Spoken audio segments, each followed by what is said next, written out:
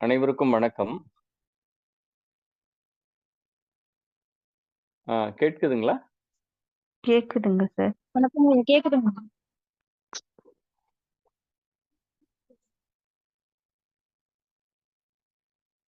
இயக்குனர் அவர்கள் வேலை நிமித்தமாக சிறிது நேரம் கழித்து இணையவிருக்கிறார். அதற்கு முன்பு நாம் சிலர் கலந்து கொண்டிருப்பதால் அவர்களுடன் சற்று கலை மற்றும் பண்பாட்டு தொடர்பாக பேச விழைகிறோம். புதுச்சேரியினுடைய கலை பண்பாட்டு துறையினுடைய இயக்குனர் அவர்கள் பேசவிருக்கின்ற தலைப்பு, அவருடைய துறை சார்ந்த தலைப்பு. கலை பண்பாட்டு தொடர்பாக நிறைய செய்திகள் உலகெங்கும் பல நிலைகளில் பகுத்து நூல்களாகவும் பல திறனாய்வுகளாகவும் செய்யப்பட்டிருக்கின்றன. இந்தியாவினுடைய கலை பண்பாட்டுத்துறை தொடர்பான அனைத்து ஆய்வுகளையும் அதற்கான மேம்பாடுகளையும் செய்யக்கூடிய நிறுவனமாக இந்தியாவினுடைய பண்பாட்டு அமைச்சகம், மினிஸ்ட்ரி ஆஃப் கல்ச்சர் திகழ்கிறது. இதை போல ஒவ்வொரு நாட்டிலும் அதனுடைய கலை பண்பாட்டினுடைய மேம்பாட்டுக்காக ஒவ்வொரு நாட்டினுடைய அமைச்சகங்களும் பண்பாட்டு அமைச்சகங்களும் செயல்பட்டு வருகின்றன. புதுச்சேரி இயல்பாக இந்தியாவில் ஒரு நிலப்பகுதியாக, மிகச்சிறிய நிலப்பகுதியாக இருந்தாலும் புதுச்சேரிக்கென்று தனித்த கலை பண்பாட்டு அடையாளங்கள் இருப்பது மிகவும் குறிப்பிட்டு சொல்ல வேண்டியது. அதற்காகத்தான் கலை பண்பாட்டுத் துறையினுடைய செயற்பாடுகள் குறித்து நாம் தனித்து பேச வேண்டிய நிலையில்தான் இயக்குனர் ஐயா அவர்களை நாம் அழைத்திருக்கிறோம். அவருடைய துறை சார்ந்த நடவடிக்கைகளையும் செயற்பாடுகளையும் நம் முன்னர் விளக்குவார். அது ஒரு அரசு சார்ந்த துறையிலிருந்து ஒரு இயக்குனர் பேசுவது என்பது மிக அரிய செய்தியாக பார்க்கப்படக்கூடியது. அது மட்டுமல்லாது அவருடைய செயல்பாடுகள், அவருடைய துறை சார்ந்த செயல்பாடுகளை நாம் கேட்பதற்கு ஒரு அரிய வாய்ப்பாக இது இருக்கிறது. இயல்பாக புதுச்சேரியினுடைய கலை பண்பாடு என்று எடுத்துக்கொள்வோமேயானால், புதுச்சேரி பிரெஞ்சியர் ஆட்சியின் கீழும் அதற்கு முன்பு ஐரோப்பிய காலனிகளில் எந்தெந்த நாடுகள் இந்தியாவை ஆட்சி செய்தனவோ அத்தனை நாடுகளுடைய தொடர்பையும் கொண்ட ஒரு நிலப்பகுதியாக இருக்கிறது. இந்தியாவினுடைய மிகச்சிறிய யூனியன் டெரிட்டரி என்று அழைக்கப்படக்கூடிய புதுச்சேரி இயல்பாக சிங்கப்பூரினுடைய நில அளவுக்கு இணையானது. மிகச்சிறிய ஊர் என்றாலும் சிங்கப்பூர் என்ற ஒரு நாடு எப்படி பார்க்கப்படுகிறதோ அதை போலவே புதுச்சேரியும் பார்க்க வேண்டிய தேவை இருக்கிறது.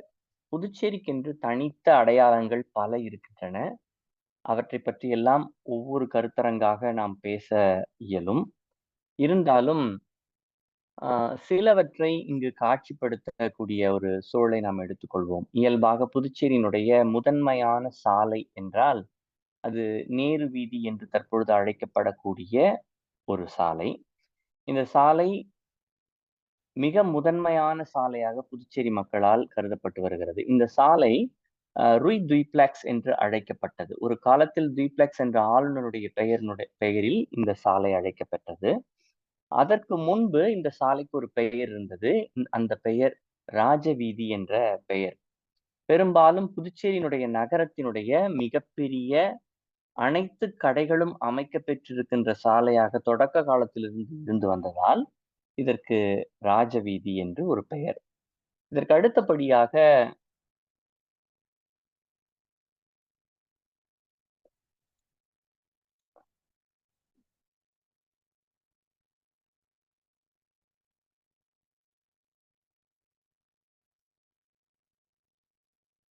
இது செர்டிஃபிகா தி தான்தே என்று அழைக்கப்படக்கூடிய ஒரு ஆவண புத்தகம். இந்த புத்தகம் புதுச்சேரியில் உள்ள பிரெஞ்சு ஆட்சியின் கீழ் இருந்த அனைத்து மக்களிடமும் இருந்த ஒரு அடையாள புத்தகம். இப்படித்தான் 54 வரை இந்தியாவோடு இணைக்கப்படுகின்ற வரை விடுதலை அடைவதற்கு முன்பாக புதுச்சேரியினுடைய ஒவ்வொரு வீட்டில் உள்ளவர்களிடமும் குறிப்பாக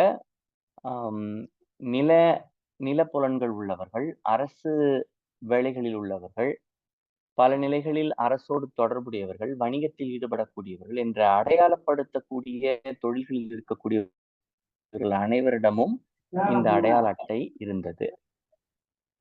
இதைப் போலவே புதுச்சேரியினுடைய விடுதலைக்கான ஒரு செயல்பாடு என்று எடுத்துக்கொள்வோமேயானால், இந்த நிலை இங்கு பார்க்கக்கூடிய படத்தில் இருக்கக்கூடிய நிலையை நீங்கள் பார்க்கலாம். இரு சர்க்கார்களாலும் வரையப்பட்ட உத்தேச உடன்பாட்டின் முறைகளின்படி இந்திய யூனியனோடு பிரெஞ்சு இந்திய ஸ்தலங்கள் இணைவதற்கு நீங்கள் சம்மதிக்கிறீர்களா? ஆம், இல்லை என்று 2 கேள்விகள் இருக்கின்றன. இவற்றில் ஒன்றை தெரிவு செய்துதான் புதுச்சேரியினுடைய விடுதலை தீர்மானிக்கப்பட்டது. அப்படி ஒரு படத்தைத்தான் நீங்கள் பார்க்கின்றீர்கள். இது தமிழில் உருவாக்கப்பட்ட தொடக்க காலத்தில் மிஷனரிமார்களால் உருவாக்கப்பட்ட நூல் அமைப்பு, எழுத்து முறைகள் அவர்களில் கட்டை அச்சிலும், உலோக அச்சிலும், மாழை அச்சிலும் உருவாக்கியிருக்கிறார்கள். அதனுடைய அடிப்படையை பார்க்கலாம். முதன்மையாக கிறித்துவ நூல்களை, பெரும்பாலான தமிழ் நூல்களை அச்சேற்றிய பெருமை புதுச்சேரிக்குண்டு.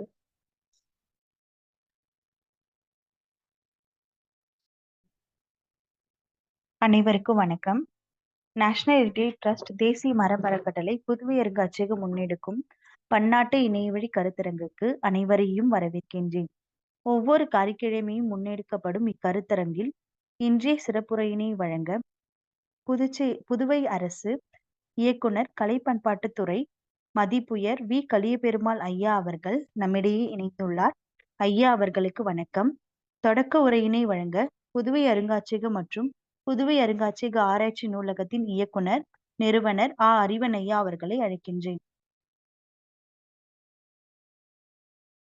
அனைவருக்கும் வணக்கம். இன்று ஒரு இனிய நாள். நம்மிடையே இணைந்திருப்பவர் புதுச்சேரி அரசு கலை பண்பாட்டுத்துறையினுடைய இயக்குனராக இருக்கக்கூடிய எங்களுடைய மதிப்புயர் ஐயா கலியபெருமாள் ஐயா அவர்கள். இதுவரை எத்தனையோ கலை பண்பாட்டுத்துறை இயக்குனர்களை நாங்கள் கண்டிருந்தாலும் இப்படி ஒரு இயக்குனரை நாங்கள் கண்டதில்லை என்பதுதான் உண்மை. எளிமையாக அனைவருடனும் பழகக்கூடிய ஒரு நிலையிலும் மட்டுமல்லாது, செயல்படுவதிலும் ஒரு மிகச்சிறந்த சீரிய செயற்பாட்டாளராக முன்னணியில் இருக்கக்கூடிய இயக்குனராக நமக்கு வாய்த்திருக்கக்கூடியவர் ஐயா அவர்கள். ஒரு தேசத்தின் கலை பண்பாடுதான் அந்த தேசத்தினுடைய முழுமையான வளர்ச்சியை, அந்த தேசத்தினுடைய முழுமையான அடையாளத்தை வெளி உலகிற்கு காட்டுகிறது. அப்படிப்பட்ட அடையாளத்தை காட்டக்கூடிய கலை பண்பாட்டுத்துறையினுடைய இயக்குனராக இருக்கின்ற நிலையில், அவருக்கு ஏராளமான பொறுப்புகளும் பணிகளும் இருக்கின்ற சூழ்நிலையில், அதையும் தாண்டி அவர் இந்த நம்முடைய கலையின் பண்பாடு தொடர்பான செய்திகளை நம்மிடையே அவர் என்னென்ன வகையில் செயல்பட்டு கொண்டிருக்கிறது இந்த துறையினுடைய தொடக்க காலம் பற்றியும் நம்மிடையே பேசுவதற்கான ஒரு அரிய நேரத்தை ஒதுக்கி கொடுத்ததற்கு ஐயா அவர்களுக்கு எமது நன்றியை தெரியப்படுத்திக் கொள்கிறோம். பெரிய பேராசிரியர் பெருமக்கள் தமிழகம் முழுக்க இருந்து இணைந்திருக்கின்றீர்கள். இந்தியாவினுடைய பண்பாட்டு அமைச்சகம், மினிஸ்ட்ரி ஆஃப் கல்ச்சர், இந்தியாவினுடைய பண்பாட்டை தீர்மானிப்பது போல் ஒவ்வொரு மாநிலங்களிலும் பண்பாட்டு அமைச்சகங்கள் செயல்பட்டு கொண்டிருக்கின்றன, பண்பாட்டு துறைகள் செயல்பட்டு கொண்டிருக்கின்றன. புதுச்சேரியினுடைய கலை பண்பாட்டுத்துறை தனிச்சிறப்புடையது. புதுச்சேரியினுடைய தனித்த கலை பண்பாட்டு அடையாளங்களை பாதுகாக்கக்கூடிய நிலையில் சிறந்த செயல்பாடுகளை முன்னெடுத்து வரக்கூடியது. அது பற்றியான ஒரு சுருக்கமான வரலாற்றையும் அது செயல்படுத்தக்கூடிய செயற்பாடுகளையும் ஐயா வழியாக கேட்டறிவதற்கான ஒரு வாய்ப்பாக இதை நான் ஏற்றுக்கொள்கிறேன். ஐயா அவர்களை பேச அழைக்கின்றேன். ஐயா, நீங்கள் உரையை தொடங்கலாம். ஐயா ஐயா நான் பேசுவது கேட்குதா? நன்றாக கேட்குதுங்க ஐயா, நன்றாக கேட்குது. புதுச்சேரி கலை பண்பாட்டுத்துறை சார்பாக இந்த இணையத்தில் இணைந்திருக்கும் தமிழர் நண்பர்கள் உள்ளிட்ட அனைவரையும் வருக வருகவென வரவேற்கின்றேன். ஐயா சொன்னது போல கலையும் பண்பாடும் இல்லாத நாடு காணாமல் போகும் என்று ஒரு அறிஞர் கூறியிருக்கிறார். அந்த வகையில் இந்த புதுச்சேரி கலை பண்பாட்டுத்துறையானது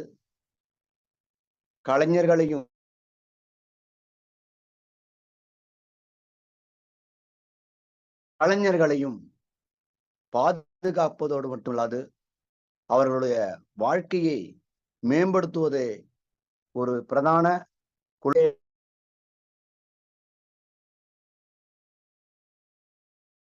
புதுச்சேரி கலை பண்பாட்டுத்துறை மாண்புமிகு முதலமைச்சர் அவர்களின் சீரிய ஆசியோடும் மாண்புமிகு அமைச்சர் பெருமக்கள் உள்ளிட்ட அனைவரின் ஒத்துழைப்போடும் தன்னுடைய சீரிய பணியை தொடர்ந்து செய்து கொண்டிருக்கிறது. கலையும் பண்பாடும் இணைந்தால்தான் ஒரு நாடு செழிப்படையும் என்று கூறியது போல அந்த கலையும் பண்பாட்டையும் நிர்வகிக்கின்ற ஒரு துறையானது புதுச்சேரியில் உள்ளது. அந்த துறை செவ்வனே நடைபெற்று கொண்டிருக்கிறது என்று கூறிய ஐயா அறிவன் அவர்களுக்கு இந்த நேரத்தில் கலைப்பண்பாட்டுத்துறை சார்பாக நெஞ்சார்ந்த நன்றியை தெரிவித்துக் கொள்ள விரும்புகின்றேன். நமது தமிழர்கள், நமது மூதாதையர்கள் என்று சொல்லப்படுகின்ற தமிழ் பெருமக்கள்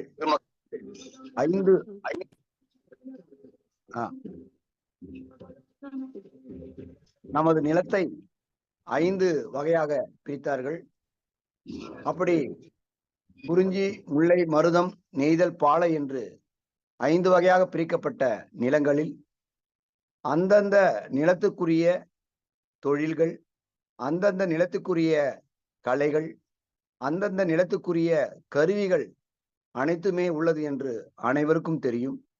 அந்த வகையில் நமது புதுச்சேரியானது பிரெஞ்சியர் காலத்திற்கு பிறகு தனித்து இயங்கிக் கொண்டிருந்தாலும் அதற்கு முன்பாக அனைத்து கலைகளையும் பண்பாட்டையும் தமிழகத்தை சார்ந்தே இருந்திருக்கிறது என்பது அனைவரும் அறிந்த விஷயமாகும்.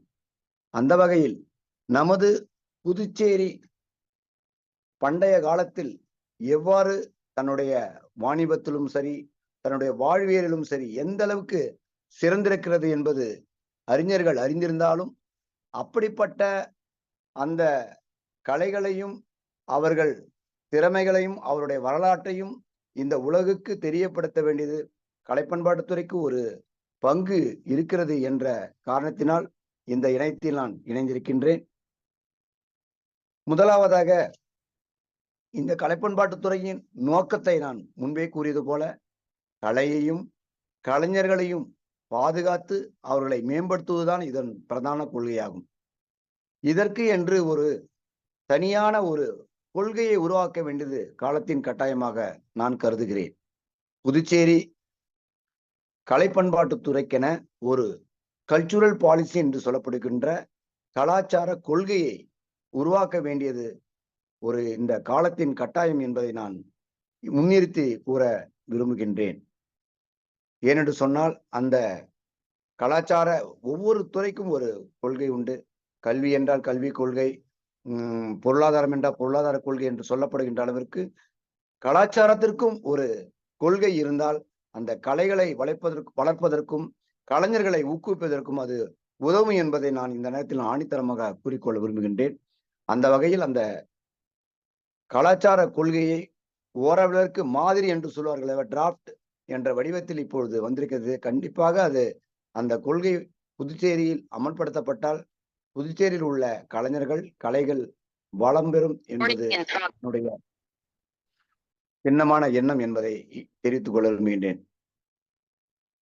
முதலாவதாக தமிழ் என்பது முத்தமிழ் என்று அனைவரும் தெரிந்த விஷயமாகும். இயல், இசை, நாடகம் என்று சொல்லப்படுகின்ற அந்த முத்தமிழையும் சேர்ந்துதான் நமது கலை என்று வருகிறது. அந்த வகையில் இந்த 3 பிரிவுகளிலும் உள்ள கலைகளை தேர்ந்தெடுத்து அந்த கலைஞர்களுக்கு அவர்களுடைய வாழ்வாதாரம், அவர்களுடைய விருதுகள், அவர்களுக்குரிய புத்தகங்கள் அனைத்தையும் கலைப்பண்பாட்டுத்துறையானது வாங்கி அவருடைய வாழ்வுக்கு வழிவகை செய்வதை ஒரு பிரதான வேலையாக இப்பொழுது செய்து கொண்டிருக்கிறது. அந்த வகையிலே இயல் என்று எடுத்துக்கொண்டால் நமது புதுச்சேரியில் ஒரு தனி அடையாளமாக தமிழ்நாட்டை கூட மிஞ்சும் அளவிற்கு நம்முடைய தமிழறிஞர்கள் இங்கே இருக்கிறார்கள். சொல்லப்போனால் புதுச்சேரியில் உள்ள தமிழறிஞர்களை விட கூட ஒரு படி மேலாக இங்கே அந்த அளவிற்கு கவிதைகள், மரபு கவிதையாகட்டும் அல்லது புது கவிதையாகட்டும், அந்த கவிதைகளை புத்தகங்களாகட்டும் சிறப்பாக எழுதக்கூடிய சிறந்த கவிஞர்கள், எழுத்தாளர்கள், புலவர்கள், மேடை பேச்சாளர்கள் என்று அனைவரும் இங்கே இருக்கின்றனர். உதாரணமாக சொல்ல போனால் நமது மாநிலத்தைச் சேர்ந்த பிரபஞ்சன் ஐயா அவர்களை அனைவரும் அறிந்திருப்பீர்கள். அவர் சாகித்ய அகாடமி பெற்ற விருது பெற்றவர். அதற்கு மேலாக உலக அளவில் மண் சார்ந்த விஷயங்களையும் மண் சார்ந்த வரலாற்றையும் புத்தகமாக எழுதி அதற்கு அந்த விருதை பெற்ற ஒரு மாமனிதர் என்று இந்த நேரத்தில் நான் குறிப்பிட விரும்புகின்றேன். அதே போன்று இன்னும் நிறைய எழுத்தாளர்கள் சொல்ல போனால் இந்த புதுச்சேரியில் பிறந்த சங்க காலத்தில் தோன்றிய வீரவெளியினார் போன்ற கவிஞர்கள் வீராம்பட்டினத்தில் தோன்றியிருந்தாலும் அதற்கு பிறகு இடப்பட்ட காலத்தில் ஒரு பெரிய இடைவெளி இருந்தாலும் அதற்கு பின்னால் பாரதிதாசன், அதற்கு பின்னால் வாணிதாசன், தமிழ் ஒலி போன்ற பல சிறந்த கவிஞர்கள் இங்கே புதுச்சேரியில் தோன்றி இந்த புதுச்சேரிக்கு பெருமை சேர்த்திருக்கின்றார்கள். அது போன்ற கவிஞர்கள், கலைஞர்கள் வரிசையில் இப்பொழுது நிறைய எழுத்தாளர்கள் புதுச்சேரியில் தோன்றியிருக்கிறார்கள்.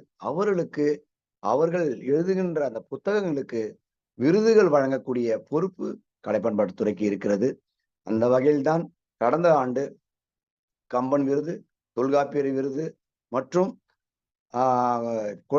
நேரு குழந்தைகள் இலக்கிய விருது போன்ற விருதுகளை அவர்களுக்கு அளித்து அவர்களுக்கு எழுத்தாற்றலை ஊக்குவிக்கும் பொருட்டு அந்த விருதுகள் வழங்கப்பட்டன.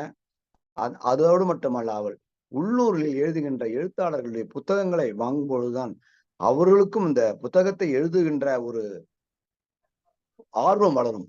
அந்த வகையில் கடந்த ஆண்டு நிறைய அனைத்து எழுத்தாளர்களுடைய புத்தகங்களையும் வாங்கி அனைத்து நூலகங்களுக்கும் நாங்கள் அனுப்பியிருக்கின்றோம். ஏனென்று சொன்னால் புத்தகங்கள் அவர் எழுதினால் அந்த நூலகங்களில் வைக்கும் போது அந்த நூலகங்களை மாணவர்களும் இளைய தலைமுறையினரும் படிக்கும் பொழுது அவர்கள் இந்த எழுத்தாளர்களுடைய சிறப்புகளை அறிய ஒரு ஏதுவாக இருக்கும் என்ற ஒரு காரணத்தினால் அதையும் செய்து கொண்டிருக்கின்றோம். அது மட்டுமல்லாது இயலில் கலைமாமணி என்று ஒரு விருது வழங்குகின்றோம். அதை ஏத்தமிழில் நிறைய புத்தகங்கள், நிறைய மேடை பேச்சாளர்கள் இருக்கிறார்கள். அவர்களை கண்டறிந்து அவர்கள் விண்ணப்பம் அளிக்காமல் இருந்தாலும் அவர்களை கண்டறிந்து அந்த விருதுகளை அவர்களுக்கு வழங்குவதற்காக ஒவ்வொரு ஆண்டும் அந்த விருதுகளை வழங்கி கொண்டிருக்கின்றோம். அந்த இயலிலும் மிகச்சிறந்த மேன்மை வாய்ந்த தமிழறிஞர்களுக்கு தமிழ் மாமணி என்ற விருதுகளையும் வழங்கி கொண்டிருக்கின்றோம். கலைமாமணிக்கு ஒரு ஊக்கத்தொகையாக 50,000 ரூபாயும், தமிழ் மாமணிக்கு ஒரு ஊக்கத்தொகையாக 75,000 ரூபாயும் வழங்கப்பட்டு இருக்கிறது என்பது அனைவரும் அறிந்திருந்தாலும் அவர்களுக்கு மாதந்தோறும் அந்த உதவித்தொகை என்று சொல்லப்படுகின்ற அந்த பென்ஷன் என்று சொல்லப்படுகின்ற உதவித்தொகையும் நாங்கள் வழங்கி கொண்டிருக்கின்றோம். அதே போன்று இயல் அடுத்து இசை என்று சொல்லப்படும் இசை என்று சொல்லும் என்றால் நாம் தமிழிசை மட்டுமல்லாது மெல்லிசை, திரைப்பட இசை மற்ற அனைத்து இசைகளும் சிறந்து விளங்குகின்ற கலைஞர்களை கண்டறிந்து அவர்களுக்கும் அந்த கலைமாமணி என்ற விருதினையும், அது போன்ற கலைகளில் தங்களுடைய வாழ்க்கையை அர்ப்பணித்துக் கொண்டிருக்கின்ற கலைஞர்களுக்கு நலிந்த கலைஞர்களுக்கான உதவித்தொகையையும் கலை பண்பாட்டுத்துறையானது வழங்கி கொண்டிருக்கிறது. மேலும் நாடகம் என்பது நமது திருக்கூத்து என்று சொல்லப்படுகின்ற அந்த ஸ்ட்ரீட் பிளே என்று சொல்லுவார்கள். அது திருக்கூத்து, தெருக்கூத்து என்று ஆனது. அதிலிருந்து தோன்றிய நாடகம், அதிலிருந்து தோன்றிய சினிமா. அந்த வகையில் அந்த நாடக கலைஞர்களையும் அவருடைய ஊக்குவிக்கும் பொருட்டு அவர்களுக்கும் ஒவ்வொரு ஆண்டும் சங்கரதாஸ் சுவாமிகளின் பிறந்த நாள் அன்று அவர்களுக்கு ஒரு நாடக விழாவை நடத்தி அவர்களுக்கு வாய்ப்புகள் அளித்துக் கொண்டிருக்கின்றோம். அந்த வகையில் கிட்டத்தட்ட நமது புதுச்சேரியில் கிட்டத்தட்ட 30 நாடக குழுக்கள் இருக்கின்றன. அந்த நாடக குழுக்களுக்கு ஒவ்வொரு ஆண்டும் அனைத்து குழுக்களுக்கும் வாய்ப்புகள் தர வேண்டும் என்ற நோக்கத்தோடு அந்த நாடக விழாவை 7 அல்லது 10 நாட்கள் நடத்தி அனைத்து குழுக்களுக்கும் அந்த நாடகங்களை அளித்து அவர்களுக்கு மதிப்பூதியமாக ரூபாய் 40,000 வரை இன்றளவிற்கும் உயர்த்தி வழங்கி கொண்டிருக்கின்றோம். அது மட்டுமல்லாமல் இயல், இசை, நாடகம் என்று அடுத்த ஒரு படிக்கு மேலே போனால் இந்த கலைகள் என்பது 2 வகையானது. இன்டான்ஜிபிள் டேஞ்சிபிள் ஆர்ட்ஸ் என்று சொல்வார்கள். இன்டான்ஜிபிள்ஸ் ஆர்ட்ஸ் என்பது சொல்லப்படுவது நமக்கு கண்ணுக்கு தெரியாத பாரம்பரியமாக வரக்கூடிய கலைகள். டேஞ்சிபிள் ஆர்ட்ஸ் என்று சொல்லக்கூடியது நமக்கு தெரியக்கூடிய கலைகள், கட்டிடம் மட்டுமல்ல, கட்டிடம் போன்ற இடங்களை சார்ந்த கலைகள். இந்த இன்டான்ஜிபிள் ஆர்ட்ஸ் நாம் முக்கியமாக இங்கே பார்க்க வேண்டும். அதாவது பாரம்பரியமாக கடத்தப்படுகின்ற கலைகள். அந்த கலைகள் ஒவ்வொரு காலகட்டத்திற்கும் அதோடைய தன்மைகள், அதோடைய நிலைகள் கொஞ்சம் கொஞ்சமாக குறைந்து கொண்டே வந்திருக்கின்றது. ஏனென்று சொன்னால் அந்த ஜெனரேஷன் கேப் என்று சொல்வார்கள். அந்த தலைமுறை இடைவெளியில் ஒரு மக்களுக்கு தெரிந்த கலைகள், அது மருத்துவ கலையாகட்டும் அல்லது இசைக்கலையாகட்டும் பாடல் கலையாகட்டும், அடுத்த தலைமுறை வரும்பொழுது அவர்களுக்கு அது கடத்தப்படுவதில்லை. அது நம்மிடையே காணப்படுகின்ற மிகப்பெரிய குறை என்று நான் சொல்லுவேன். அதனால் அந்த கலைகளை நாம் பாதுகாக்கவும், அந்த கலைகளை பாதுகாத்து அதை ஒரு களஞ்சியத்தில் சேர்ப்பதும் கலை பண்பாட்டுத்துறைக்கு ஒரு முக்கிய கடமையாக இந்த நேரத்தில் இருக்கிறது. அந்த வகையில் அந்த கலைகளை ஒவ்வொரு கிராமமும் தேடி சென்று எந்தெந்த கலைஞர்கள் எந்தெந்த கலையில் சிறந்து விளங்குகிறார்கள், அவர்களுடைய கலைகள் என்னென்ன இருக்கிறது என்று அதை அனைத்தையும் ரெக்கார்டிங் செய்து அதை ஒரு ரெபாசிட்டரி என்று சொல்லப்படுகின்ற களஞ்சியத்தில் சேர்க்கக்கூடிய பொறுப்பு கலை பண்பாட்டுத்துறைக்கு இருக்கிறது. மேலும் அப்படிப்பட்ட கலைஞர்களை எப்படி ஊக்குவிப்பது, அந்த கலைஞர்களை ஊக்குவிப்பதற்கு குரு என்று சொல்லப்படுகின்ற யாரை கண்டறிவது, இது எல்லாமே கலை பண்பாட்டுத்துறைக்கு இப்பொழுது முக்கியமான சவாலாக இருக்கிறது. உதாரணமாக சொல்ல போனால் குரு சிக்ஷா பரம்பரை என்று ஒரு திட்டம் நமது இந்திய அரசாங்கத்தால் நடத்தப்பட்டு இருந்தாலும் அது புதுச்சேரியிலும் நடத்தப்பட வேண்டும் என்பது என்னுடைய எண்ணமாக இருக்கிறது. அந்த வகையில் அந்த குரு சிஷ்யா பரம்பரை என்று சொல்லப்படுகின்ற அந்த திட்டத்தை ஒவ்வொரு கிராம அளவிலும் நாம் கொண்டு செல்ல வேண்டும். அப்பொழுதுதான் அந்த கிராமத்தில் காணப்படுகின்ற கலைஞர்கள் கலைகளை நாம் பாதுகாக்க முடியும். அந்த திட்டத்தின் கீழ் குரு ஒருவர் இருப்பார். அவர் கீழே கிட்டத்தட்ட ஒரு 10 மாணவர்கள் இருப்பார்கள். அந்த குருவுக்கும் நாம் உதவித்தொகை வழங்க வேண்டும். அந்த கற்கின்ற மாணவர்களுக்கும் அந்த உதவித்தொகை போய் சேர வேண்டும். அப்படிப்பட்ட ஒரு திட்டத்தின் மூலமாக இந்த கலையையும் கலைஞர்களையும் நாம் பாதுகாக்கலாம் என்பது ஒரு திட்டமாக இருக்கிறது. அந்த திட்டத்தை செயல்படுத்த வேண்டிய நிலையில் நாம் இருக்கின்றோம். இந்த கலைகள் என்பது ஒரு பாரம்பரியமான கலைகளாக இருந்தாலும் இன்னும் இந்த ஒரு ஜெனரேஷன் கேப் என்று சொல்லப்படுகிற முன்பே சொன்னேன் அல்லவா, அந்த கேப்பில் கொஞ்சம் கொஞ்சமாக அந்த பாரம்பரிய கலைகள் கொஞ்சம் கொஞ்சமாக தன்னுடைய தனித்தன்மையை இழந்து ஃபியூஷன் என்று சொல்லப்படுகின்ற அந்த பாரம்பரிய கலைக்கும் இந்த வெஸ்டர்ன் நடுக்கே ஒரு ஃபியூஷன் என்று சொல்லப்படுகின்ற ஒரு நிலை வருகிறது. அதற்கு அடுத்தபடியாக வெஸ்டர்ன் என்று சொல்லப்படுகின்ற திரைசை பாடல்களோ அல்லது ஒரு மேலை நாட்டு சங்கீதங்களோ அது கலந்து கொண்டிருக்கிறது. ஆனா இந்த வேளையில் நாம் நம்முடைய மண் சார்ந்த கலைகளை பாதுகாப்பது இந்த கலை பண்பாட்டுத்துறைக்கு மட்டுமல்லாது இந்த இணையத்தின் வழியில் சேர்ந்திருக்கின்ற அனைத்து மட்டுமல்லாது அனைத்து மக்களுக்குமே, புதுச்சேரி மக்களுக்கு அனைவருக்குமே இந்த கடமை இருக்கிறது என்பதை இந்த நேரத்தில் நான் நினைவுபடுத்த விரும்புகின்றேன். கலை பண்பாட்டுத்துறையானது இந்த கலைகள் மட்டுமல்லாது நூலகங்களை பாதுகாக்க வேண்டிய கடமையும் கலை பண்பாட்டுத்துறைக்கு இருக்கிறது. கிட்டத்தட்ட 1992ஆம் ஆண்டு நமது புதுச்சேரி கல்வித்துறையில் இருந்து பிரிந்தது. கலை பண்பாட்டுத்துறையானது 1992ஆம் ஆண்டு புதுச்சேரி கல்வித்துறையில் பிரிந்து தனியாக இயங்குகிறது. அப்பொழுதிலிருந்து புதுச்சேரி கல்வித்துறைக்கென்று தனி நூலகங்கள் அந்தந்த பள்ளியில் உள்ளன. ஆனால் கலை பண்பாட்டு துறைக்கென்று கிட்டத்தட்ட 81 நூலகங்கள் இப்பொழுது காமராஜர் மணிமண்டலத்தில் ஒரு பெரிய நூலகம் அமைக்கப்பட்டதன் விளைவாக 82 நூலகங்களை நிர்வகிக்க வேண்டிய பொறுப்பு கலை பண்பாட்டுத்துறைக்கு இருக்கிறது. அந்த வகையில் நமது புதுச்சேரியில் ரோலன் என்று சொல்லப்படுகின்ற ஒரு பழமையான ஒரு நூலகம், நீங்கள் அனைவரும் அறிந்த ஒன்று.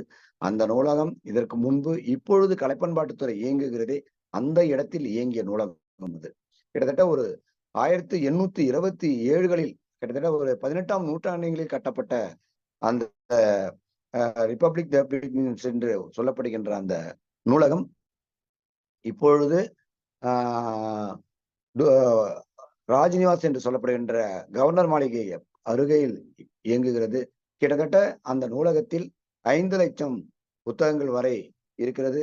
அந்த நூலகம் 2017ஆம் ஆண்டு ராஜாராம் மோகன் ராய் கொல்கத்தாவில் இயங்குகின்ற ராஜாராம் மோகன் ராய் அறக்கட்டளையில் உதவி பெறப்பட்டு நவீனப்படுத்தப்பட்டிருக்கிறது. குளிரூட்டப்பட்ட நூலகமாகவும் அங்கே browsing centre, section, internet section என்று சொல்லப்படுகின்ற செக்ஷன் மற்றும் ஒரு ரெஃபரன்ஸ் புக்கு மற்றும் ரேர் புக்ஸ் என்று சொல்லப்படுகின்ற கிட்டத்தட்ட ரோமன் நூலகத்தில் மட்டும் 2000க்கு மேற்பட்ட பிரெஞ்சியர் காலத்து நூல்கள் அனைத்தும் டிஜிட்டல் மயமாக்கப்பட்டு அங்கே வைக்கப்பட்டிருக்கின்றன. அந்த நூல்கள் அனைத்தும் அந்த ஆராய்ச்சியாளர்களுக்கு மிகவும் உதவியாக இருக்கிறது. மேலும் இந்த நூலகங்கள் காரைக்காலில் அதே போன்று டாக்டர் SR ரங்கநாதன் என்று சொல்லப்படுகின்ற நமது நூலக தந்தை அவர்களின் பெயரால் ஒரு நூலகம் இயங்கிறது. இது போக 79 நூலகங்கள், புதுச்சேரியில் 54, காரைக்காலில் 19, மாகியில் 4 நூலகங்களும், யானத்தில் 3 நூலகங்களும், கிட்டத்தட்ட ஒரு 82 நூலகங்கள் இப்பொழுது இயங்கிக் கொண்டிருக்கின்றன. இந்த நூலகங்கள் இப்பொழுது நூலக தகவல் மையங்களாக உருப்பெறுகின்றன. அது என்ன நூலக தகவல் மையங்கள்? நூலகங்கள் என்பது முன்பு படிப்பதற்கு மட்டுமே நாவல்கள் மற்றும் பல புத்தகங்களை படிப்பதற்கு மட்டும் இருந்த காலம் போக, இப்பொழுது காலத்திற்கேற்ப அந்த நூலகங்கள் அனைத்துமே டிஜிட்டைஸ் செய்யப்பட்டிருக்கின்றன. அங்கே வந்து கணினிகள் வைக்கப்பட்டு அந்த கணினிகளை மாணவர்களும் வேலை தேடும் இளைஞர்களும் அதை பயன்படுத்தும் வகையில் அமைக்கப்பட்டிருக்கின்றன. அந்த கணினியின் மூலமாக கிட்டத்தட்ட 4-5 லட்சம் புத்தகங்கள் வரை அந்த கணினி மூலமாக ஒரு மாணவர்கள் தாங்கள் பயன்படுத்த முடியும்.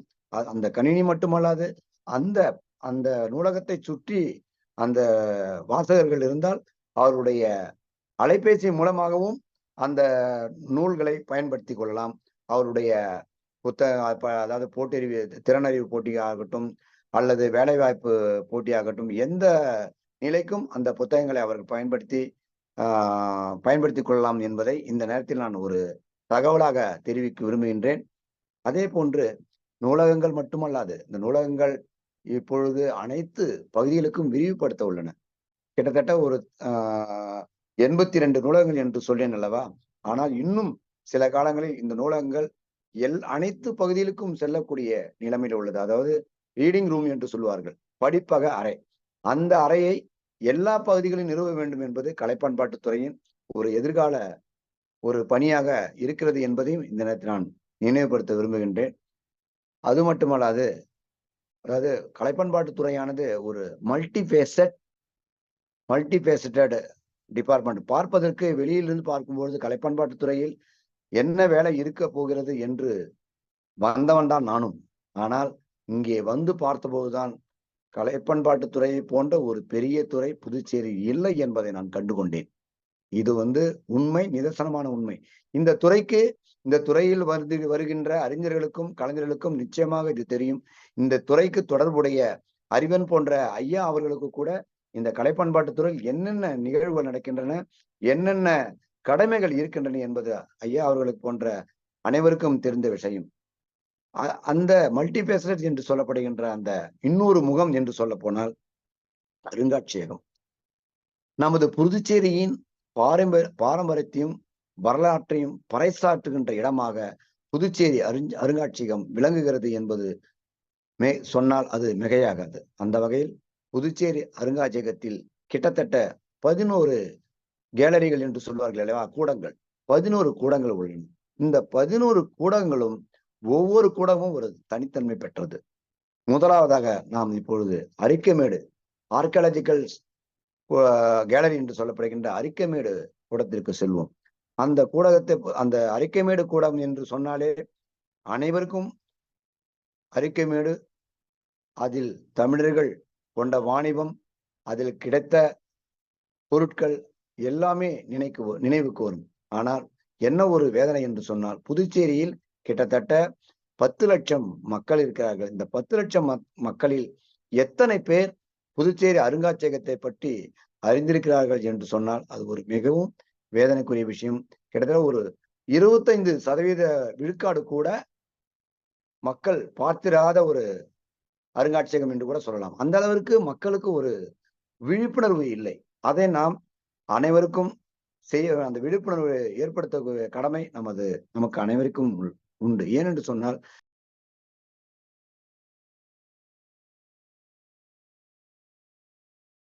அந்த காலத்திலிருந்து இந்த காலம் வரை மது என்ற ஒரு மதுச்சேரி என்று சொல்லப்படுகின்ற ஒரு அவல நிலை காணப்படுகின்றது. அது இன்னும் ஒரு படி மேலே போய் மதுச்சேரி என்பது இப்பொழுது விடுதிச்சேரி என்று சொல்லும் அளவிற்கு ஒரு தாழ்ந்த நிலைக்கு சென்று கொண்டிருக்கிறது. ஆனால் உண்மையில் அப்படி அல்ல. அது ஒரு வியாபார நோக்கம்தான். ஆனால் புதுச்சேரி என்பது எந்த அளவிற்கு பழமை வாய்ந்த பெருமை நிறைந்த ஒரு நகரமாக இருந்திருக்கிறது என்பது நான் இந்த நேரத்தில் சொல்லிக்கொள்ள விரும்புகின்றேன். அரிக்கமேடு என்பது கிட்டத்தட்ட அலெக்சாண்ட்ரியா டு அரிக்கமேடு. இது ஒரு பெரிய ஒரு நீண்ட வரலாறு. அலெக்சாண்ட்ரியா என்று சொல்லப்படுகின்ற ரோம் நகரத்தில் காணப்படுகின்ற அந்த அலெக்சாண்ட்ரியா துறைமுகத்திலிருந்து பொருட்கள் இங்கே அரிக்கமேடுக்கு கொண்டு வரப்பட்டு விற்பனை செய்யப்பட்டு இங்கே விற்பனை செய்யப்படுகின்றார். ரோம் நகரத்திலிருந்து இங்கே விற்பனை செய்யப்படுகின்றார். இதை சுற்றியுள்ள பகுதியில் உள்ள மக்கள் எந்த அளவிற்கு செழிப்பாக இருப்பார்கள் என்பதை நினைத்து பாருங்கள். அந்த அளவிற்கு செல்வ செழிப்பு வாய்ந்த ஒரு புதுச்சேரி நகரம் இன்று அந்த பெயரை மாற்றம் செய்து மதுச்சேரி விடுதிச்சேரி என்று மாறி இருக்கிறது. அந்த நிலையை மாற்ற வேண்டிய பொறுப்பும் நமக்கு இருக்கிறது. அப்படி அந்த அரிக்கமேடு என்று சொல்லப்படுகின்ற அந்த அகழ்வாராய்ச்சி கிட்டத்தட்ட ஒரு 3 முறை அகழ்வாராய்ச்சிகள் நடந்தது என்று அனைவருக்கும் தெரியும். வீலர், எசேல் மற்றும் விமலா பெக்லே 1993 விமலா பெக்லே போன்ற அறிஞர்கள்லாம் நம்முடைய அரிக்கமேடு அகழ்வாராய்ச்சி செய்து அதில் உள்ள பொருட்கள் அனைத்தும் நமது அந்த ஆர்காலஜிக்கல் கேலரி என்று சொல்லப்படுகின்ற அந்த கேலரியில் வைக்கப்பட்டிருக்கின்றன. அந்த கேலரி ஒன்றே போதும். நாங்கள் அந்த ஆர்காலஜிக்கல் கேலரி என்ன என்று சொல்வோம் தெரியுமா? அதை ஒரு ட்ரெஷர் என்று சொல்லுவோம். எங்களுடைய புதுச்சேரி அருங்காட்சியகத்தின் புதையல் என்று சொல்ல போனால் அது அந்த ஆர்காலஜிக்கல் கேலரி தான். அந்த கேலரியில் கிட்டத்தட்ட அதாவது டைனோசர் காலம் என்று சொல்லப்படுகின்ற பெலியோன்டோலஜி காலம் முதல் இன்று காணப்படுகின்ற இந்த பல்லவர், நாயக்கர், சோழர் காலத்துக்கு பிற்கால சோழர்கள் என்று சொல்லப்படுகின்ற அனைத்து ஆர்டிஃபேக்ட்ஸ் என்று சொல்கின்ற பொருட்கள் அனைத்துமே வைக்கப்பட்டிருக்கின்றன. அந்த டைனோசர் காலத்தில் காணப்பட்ட கடலில் காணப்படுகின்ற நத்தைகள், இப்பொழுது நத்தைகள் சிறிய அளவில் இருக்கின்றன. அந்த டைனோசர் காலத்தில் எந்த அளவிற்கு பெரிய அந்த நத்தைகள் இருக்கின்றன அந்த ஆர்டிஃபேக்ட்ஸ் கூட அந்த அருங்காட்சிகளில் இருக்கிறது. அதே போல அந்த அரிக்கமேட்டில் காணப்பட்ட அந்த ரவுலட் வேர்ஸ், அந்த பீட்ஸ், இந்த மணி செய்யும் தொழிற்சாலை அரிக்கமேட்டில் சிறந்து விளங்கி இருக்கின்றது. இங்கிருந்து மணிகளை ரோம், ஸ்பெயின், இத்தாலி போன்ற நாடுகளுக்கு எல்லாம் வாங்கி சென்றிருக்கின்றார்கள். அதாவது ஒரு மண் துகள் என்று சொல்லப்படுகின்ற மண் துகளில் துளையிட்டு மணி செய்யக்கூடிய அளவிற்கு இங்கே தொழில் அந்த அளவிற்கு நடைபெற்றிருக்கிறது. அதே போன்று பருத்தி, பட்டு போன்ற நெசவு தொழில்கள் சிறப்பாக நடந்து அந்த அனைத்தும் அங்கே ஏற்றுமதி செய்யப்பட்டிருக்கின்றன. அந்த அளவுக்கு சிறப்பு வாய்ந்த அந்த அரிக்கமேடை பெருமையை பறைசாற்றும் வகையில் அந்த கூடம் அமைந்திருக்கிறது. எனவே அனைவரும் அந்த கூடத்தை பார்க்க வேண்டியது புதுச்சேரியில் மட்டுமல்லாது தமிழர்களாகிய நாம் ஒவ்வொருவரும் பார்க்கக்கூடிய ஒரு அரிய கூடம் என்று சொன்னால் அந்த ஆர்கியாலஜிக்கல் கேலரி என்று நான் சொல்லுவேன். மேலும் அங்கே அந்த ஆம்பரா என்று சொல்வார்கள். அதாவது எந்த புதுச்சேரியில் மட்டுமல்ல இந்திய அளவில் அதிகமாக அந்த ஆம்பரா என்று சொல்லப்படுகின்ற மதுஜாடிகள் புதுச்சேரி அருங்காட்சியகத்தால் நிறைய இருக்கிறது என்று நிறைய ஆராய்ச்சியாளர்கள் இங்கே தங்களுடைய பதிவுகளை அந்த புத்தகத்தில் எழுதி சென்றிருக்கின்றார்கள். ஏனென்று சொன்னால் கிட்டத்தட்ட 500 வகையான ஆர்டிஃபேக்ட்ஸ் என்று சொல்லப்படுகின்ற பொருட்கள் இங்கே இந்த அருங்காட்சியகத்தில் வைக்கப்பட்டிருக்கின்றன. ஆனால் இடப்பற்றாக்குறையால் அவை அனைத்தும் குவிக்கப்பட்டிருக்கின்றன. எனவே புதுச்சேரி கலை பண்பாட்டுத்துறைக்கு ஒரு திட்டம் இருக்கிறது, அதுவும் செயல்படுத்திக் கொண்டிருக்கிறது. என்ன என்று சொன்னால் இப்போது இருக்கின்ற புதுச்சேரி அருங்காட்சியகத்தை 2ஆக பிரித்து ஒன்றை அர்பன் ஹிஸ்டரி என்று சொல்லப்படுகின்ற பிரெஞ்சர் காலத்து பொருட்களாகவும், இன்னொன்று ஏன்ஷியன்ட் கல்ச்சர் என்று சொல்லப்படுகின்ற அரிக்கமேடு, சோழா, பல்லவ, நாயக் போன்ற பீரியடுகள் கண்டெடுக்கப்பட்ட பொருள்களை வகைப்படுத்தும் வகையாக 2 அருங்காட்சியகங்களாக பிரிக்கப்படவிருக்கின்றன. ஒன்று கலை பண்பாட்டுத்துறை இப்பொழுது இயங்குகின்ற இடத்திலும், இன்னொன்று இப்பொழுது புதுச்சேரி அருங்காட்சியகம் இயங்குகின்ற இடத்திலும் வைக்கப்படுகின்றன. அதற்கான மாதிரி திட்டம் அனைத்தும் நமது மத்திய அரசுக்கு அனுப்பப்பட்டிருக்கிறது. அதுக்கு கிடைக்க வேண்டிய நிதி கிட்டத்தட்ட 1 கோடி ரூபாய் கொடுத்திருக்கிறார்கள். இன்னும் 11 கோடி அவர்கள் கொடுக்க இருக்கிறார்கள். அப்படி கொடுத்தவுடன் இந்த புதுச்சேரி அருங்காட்சியகம் 2ஆக பிரிக்கப்பட்டு அழகாக மாடர்னைஸ்டு, டிஜிட்டைஸ்டு, வெர்ச்சுவல் மியூசியமாக அது மாற்றப்படும் என்பதையும் இந்த நேரத்தில் நான் தெரிவித்துக் கொள்ள விரும்புகின்றேன். அதே போன்று அருங்காட்சியகம் என்று சொல்ல போனால் இந்த புதுச்சேரி அருங்காட்சியகம் மட்டுமல்லாது பாரதிதாசன், பாரதியார், சுப்பையார் போன்ற தலைவர்கள், கவிஞர்கள், தேசிய கவிகள் வாழ்ந்த இந்த பூமியில் அவர்களுடைய பொருட்களையும் அவர்களுடைய படைப்புகளையும் இங்கே காட்சிக்கு வைத்திருக்கின்றார்கள். புதுச்சேரி ஈஸ்வரன் கோயில் வீதியில் மகாகவி பாரதியார் 10 ஆண்டுகள் இங்கே வாழ்ந்த மகாகவி முத்தான பாடல்களை தந்த ஒரு புதுச்சேரி என்று கூட சொல்லலாம். அந்த அளவிற்கு கண்ணன் பாட்டு, பாஞ்சாலி சபதம் போன்ற வரலாற்று சிறப்பு மிக்க காவியங்கள் இங்கேதான் படைக்கப்பட்டிருக்கின்றன. அந்த அளவிற்கு பாரதியாருக்கு இங்கே புகலிடம் கொடுத்ததற்கு புதுச்சேரி கண்டிப்பாக பெருமைப்பட வேண்டும். அந்த வகையில் அந்த பாரதியாருடைய அந்த படைப்புகள் அனைத்தும் இப்பொழுது டிஜிட்டல் மயமாக்கப்பட்டிருக்கின்றன. அந்த வேலைகள் தற்பொழுது புதுச்சேரி பாரதியார் நினைவு அருங்காட்சியகத்தில் நடந்து கொண்டிருக்கிறது. இது அடுத்தபடியாக இந்த பணி முடிந்தவுடன் அது பாரதிதாசன் நினைவு அருங்காட்சியகத்துக்கு அங்கே அந்த படைப்புகளையும் டிஜிட்டல் செய்வதற்கான வேலைகள் நடைபெறவிருக்கின்றன என்பதையும் இந்த நேரத்தில் தெரிவித்துக் கொள்ள விரும்புகின்றேன். அதே போன்று ஆசியாவிலேயே 8 மணி நேர வேலை நேரத்தை வாங்கி கொடுத்த நமது மக்கள் தலைவர் சுப்பையா அவர்களுடைய நினைவிடம் வெள்ளாளர் வீதியில் உள்ளது. அங்கே அவர் பயன்படுத்திய பொருட்கள், அவர் அணிந்திருந்த ஆடைகள், அவர் படித்த புத்தகங்கள், அவரை பற்றிய புத்தகங்கள் அனைத்தும் அங்கே வைக்கப்படுகின்றன. அந்த சுப்பையா அவர்களுடைய அந்த நினைவு அருங்காட்சியகத்தில் மாணவர்களின் கலந்துரையாடல் ஒவ்வொரு மாதமும் அங்கே நடக்கிறது. அந்த கலந்துரையாடல்களில் தமிழ் பற்றியும், தமிழுக்கு உழைத்தவர்கள் பற்றியும், தமிழுக்காக பாடுபட்டவர்கள் பற்றியும், புதுச்சேரிக்காக விடுதலைக்கு பாடுபட்டவர்கள் பற்றியும் கருத்தரங்கம் மற்றும் மாணவர் பயிலரங்கங்கள் அங்கே நடந்து கொண்டிருக்கின்றன. அது மட்டுமல்லாது நமது புதுச்சேரியில் தாகூர் கலாச்சார மையம் ஒன்று அமைக்கப்படவிருக்கின்றது. புதுச்சேரி பாரதியார் பல்கலைக்கழக கூடத்தில் கிட்டத்தட்ட ஒரு 70% வேலைகள் முடிந்திருக்கின்றன. அந்த வேலைகள் மீண்டும் இப்பொழுது துரிதப்படுத்தப்பட்டு இன்னும் 2 அல்லது 3 ஆண்டுகளில் ஒரு புதுச்சேரி தாகூர் கலாச்சார மையம் ஒன்று உருவாகிவிடும். அந்த மையத்தின் நோக்கம் என்னவென்றால் புதுச்சேரியில் வாழ்கின்ற கலைஞர்களுக்கு வாய்ப்புகள் அமைத்து கொடுக்கின்ற ஒரு மேடையாக அந்த கலாச்சார மையம் திகழும். 2 அரங்குகள், 2000 பேர் அமரக்கூடிய ஒரு அரங்கும், 500 பேர் அமரக்கூடிய ஒரு அரங்கமும் இருக்கிறது.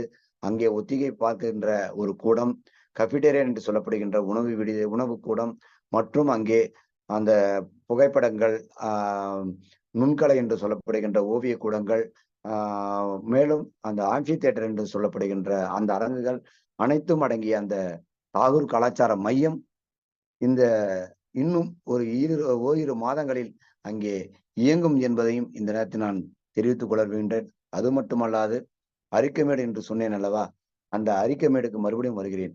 அரிக்கமேடு என்று சொல்லிக் கொண்டே இருக்கின்றோம். ஆனால் அந்த அரிக்கமேடு பகுதிக்கு செல்லுகின்ற அந்த சுற்றுலா பயணிகள் ஏமாற்றத்துடன் திரும்புகின்றார்கள்.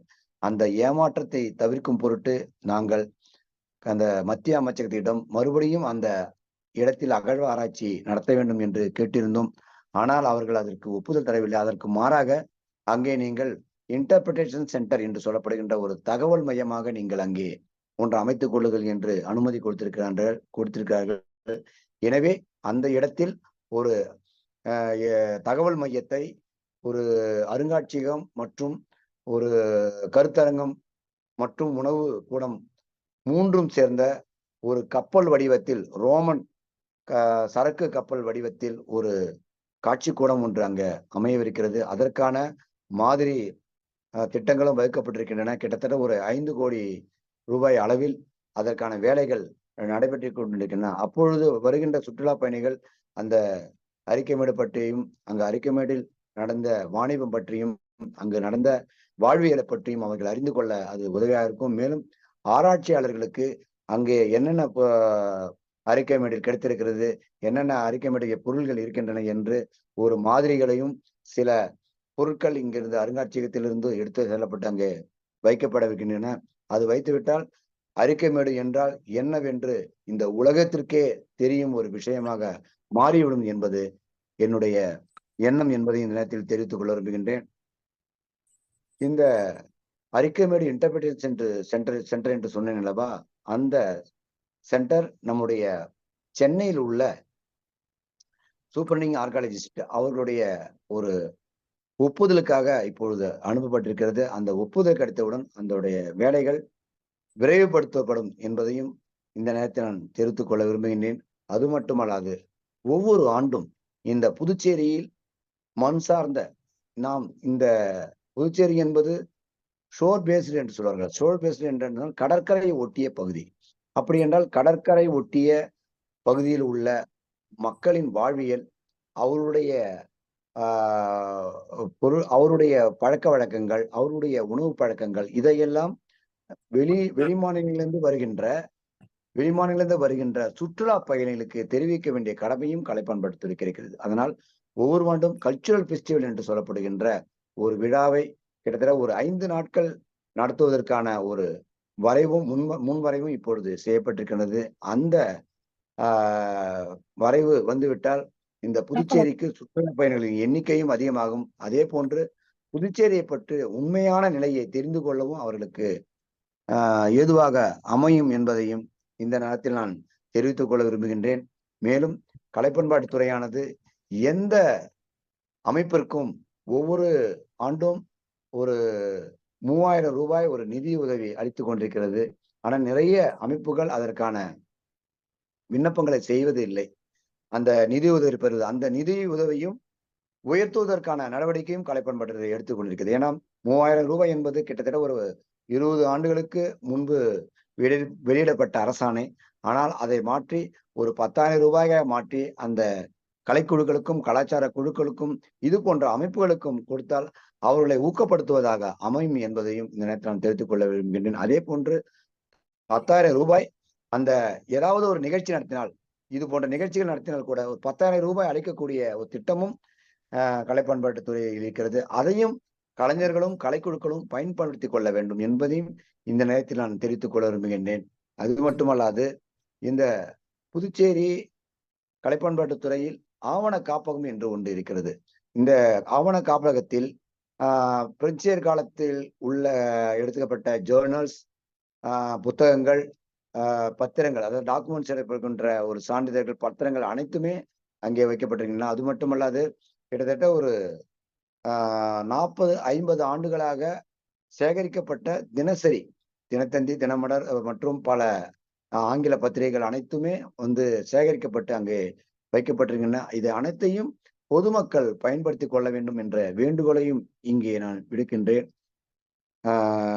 கிட்டத்தட்ட கலைப்பண்பாட்டுத்துறையில் என்னென்ன நிகழ்வுகள் நடக்கிறது என்பதையும் சொல்லிவிட்டேன். அது மட்டுமல்லாது நாங்கள் கலைப்பண்பாட்டுத்துறையான இது போன்ற அறிவன் ஐயா நடத்துகின்ற புதுச்சேரி அருங்காட்சியகம் மட்டுமல்லாது, ஆரோவில் மட்டுமல்லாது, இன்னும் நிறைய கலாச்சார மையங்களுடன் ஒரு புரிந்துணர்வு ஒப்பந்தமும் செய்து கொண்டிருக்கின்றோம். அந்த வகையில் ஆரோவிலில் கிட்டத்தட்ட ஒரு 75 குழுக்களை ஒவ்வொரு ஆண்டும் அங்கே வந்து ஆரோவிலில் அவர்கள் நிகழ்ச்சி நடத்துவதற்கான ஒரு புரிந்துணர்வு போடப்பட்டு விட்டது.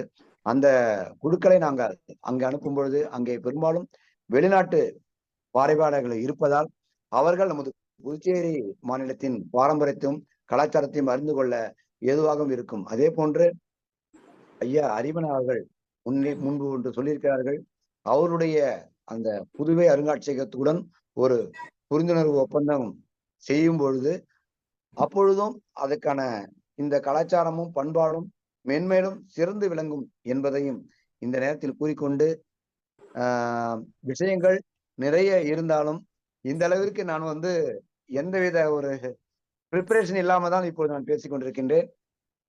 என்னுடைய மனதில் உள்ளதுதான் இருக்குன்னு. இது இல்லாமல் எங்களுடைய இணையதளத்தில் நீங்கள் பார்க்க வேணால் என்னென்ன விருதுகள் வழங்குகின்றோம், என்னென்ன திட்டங்கள் இருக்கின்றன என்று நாங்கள் விவரமாக அந்த வெப்சைட்டில் நாங்கள் அனைத்தும் கொடுத்திருக்கின்றோம். இந்த வெப்சைட்டை பார்த்து நம்ம கலைஞர்களும் சரி, பொதுமக்களும் சரி, தமிழர்களும் அனைத்து திட்டங்களையும் பார்த்து பயனடைய வேண்டும் என்று இந்த நேரத்தில் கேட்டுக்கொண்டு விடைபெறுகிறேன். நன்றி, வணக்கம்.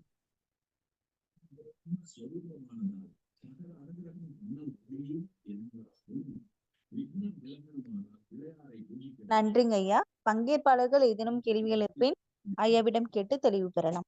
ஆமா, ஏதாவது கேள்விகள் இருந்ததுன்னா கண்டிப்பா நீங்க கேட்கலாம் ஐயா. அதற்கு பதில் சொல்ல நான் வந்து கடமைப்பட்டிருக்கேன். ஸ்பெஷலாக ஒன்று சொல்லியாக வேண்டும். கங்கா ஸ்நானம் பாவ நிவாரணம் என்று பச்சை குழந்தைக்கு கூட தெரியும். அதை போய் கிருஷ்ணரிடம் சொன்னால் அவரை முத்தாராக்கினதாக ஆகும். கங்கையாலும் போக்க முடியாத தோஷத்தை நாம் போக்கி பண்ணிவிட்டதாகும். அதற்கு அதைவிட சக்தி வாய்ந்த பிராயச்சித்தம் சொல்ல வேண்டும் என்றும் அவர் ஐயா.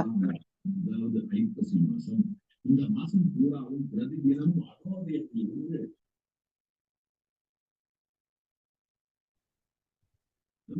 ஐயா ஐயா வணக்கங்க ஐயா. வணக்கங்க ஐயா. வணக்கம் ஐயா, சொல்லுங்க ஐயா. வணக்கங்க ஐயா. உரை சிறப்பா இருந்ததுங்க ஐயா. உரை சிறப்பா இருந்தது. இதுல கலந்து கொள்ளக்கூடியவர்கள் அனைவருமே வெளியூர் பேராசிரியர்களுங்க ஐயா. அப்படிங்களா? தமிழகத்தை சார்ந்த பேராசிரியர்களுங்க ஐயா.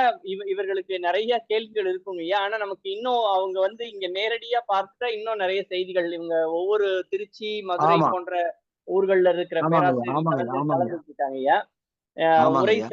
உரை சிறப்பா இருந்ததுங்க ஐயா. ஒரு சின்ன செய்தி மட்டுங்க ஐயா. இப்போ நம்முடைய கலை பண்பாட்டு துறைங்க ஐயா, நம்முடைய புதுச்சேரியினுடைய நிலைகள்ல பல செயல்கள் முன்னெடுத்துட்டு வரோங்க ஐயா. தமிழ்நாடு அரசோட நம்ம ஏதாவது புரிந்துணர்வு இதுக்கு முன்னால செஞ்சிருக்கிறோமாங்க ஐயா, இல்ல செய்யறதுக்கு இருக்கிறோமாங்க? இல்லையா, இதுக்கு முதல்ல வந்து ICCR என்று சொல்லப்படுகின்ற அந்த ஒரு கல்ச்சுரல் ரிலேஷன்ஸ் ஒரு சென்னையில ஒரு பிரிவு இருக்குதுங்க ஐயா. அது வந்து இந்திய கலாச்சார மையத்தோட ஒரு புரிந்துணர்வு இருந்தது.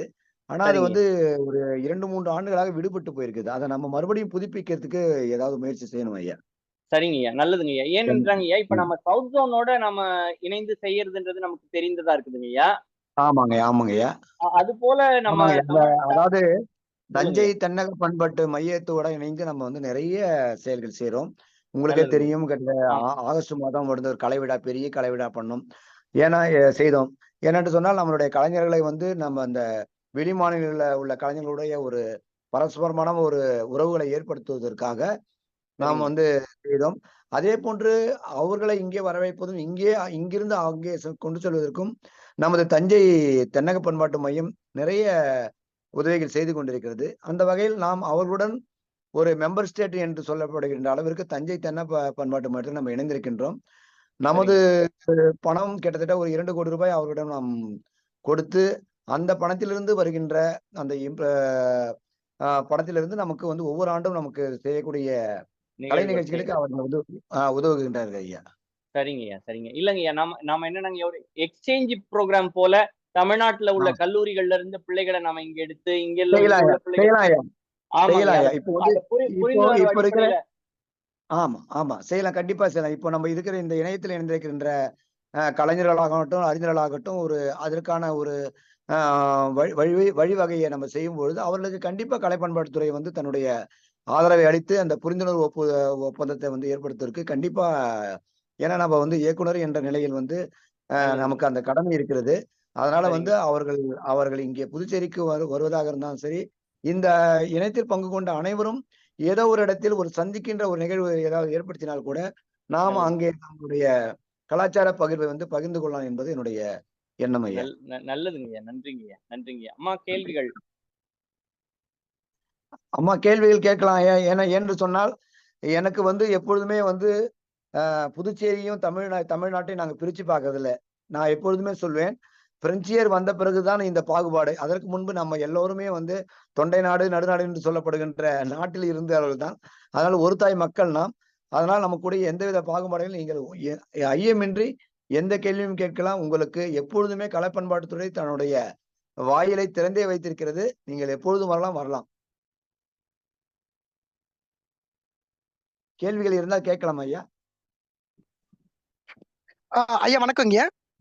வணக்கம்மா, வணக்கம்.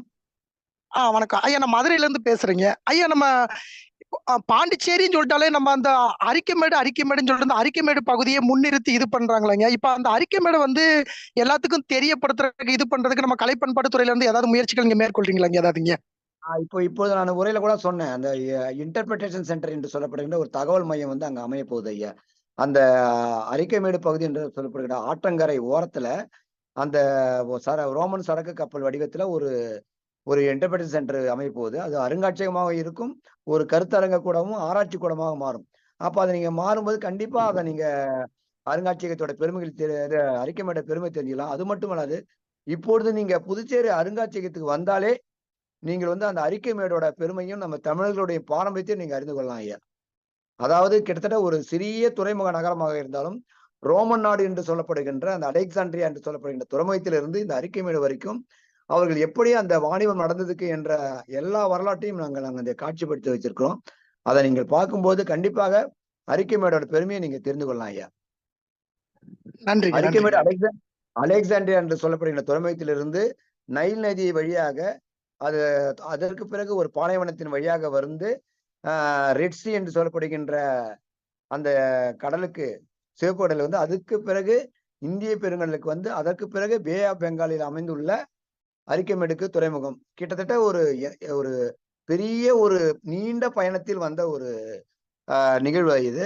நீங்க வந்து அருங்காட்சியகத்துக்கு வரும்போது அதனுடைய பெருமையில கண்டிப்பாக தெரிஞ்சுக்குவீங்க. அதனால நீங்க கண்டிப்பா இந்த இணையத்தில் உள்ளங்க ஒரு அருங்காட்சியகத்துக்கு வந்தீங்கன்னா நம்ம அந்த அருங்காட்சியகத்துல ஒரு நிகழ்வுகளை நடத்திக்கலாம் என்பது என்னுடைய ஒரு எண்ணமாக இருக்குது. நீங்க வந்து அதை கண்டிப்பா நீங்க அதுக்கு ஏற்பாடு செய்தனா அதுக்கான வழி வகைகள், அதற்கான வசதிகளை நாங்க செய்து தருவோம் ஐயா.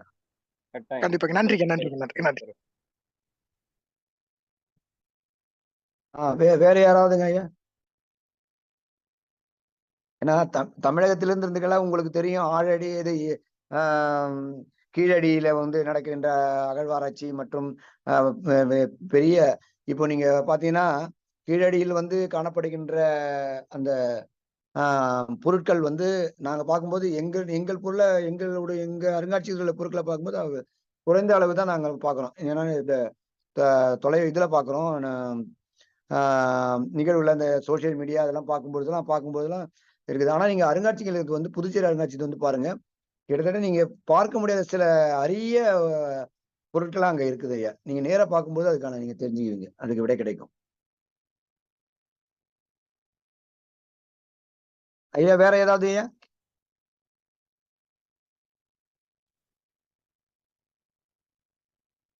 பங்கேற்பாளர்கள் ஏதேனும் கேள்விகள் இருப்பின் வாய்ப்பினை பயன்படுத்தி கொண்டு கேள்விகளை கேட்குமாறு கேட்டுக்கொள்கிறேன். கண்டிப்பா உங்ககிட்ட கேள்வி இருக்கணும். ஏன்னா நம்ம பேசுறதுல எங்களுக்கு வந்து கொஞ்சம் நாங்க சொன்ன கருத்துக்கள் வந்து ஒரு 50% தான் சொல்லியிருப்பேன். 50% வந்து விட்டுருது, ஏன்னா நேரம் குறைவுன்றதால. நீங்க எந்த கேள்வியா இருந்தாலும் கேட்கலாம் ஐயா, நான் சொல்றதுக்கு தயாராகிறேன்.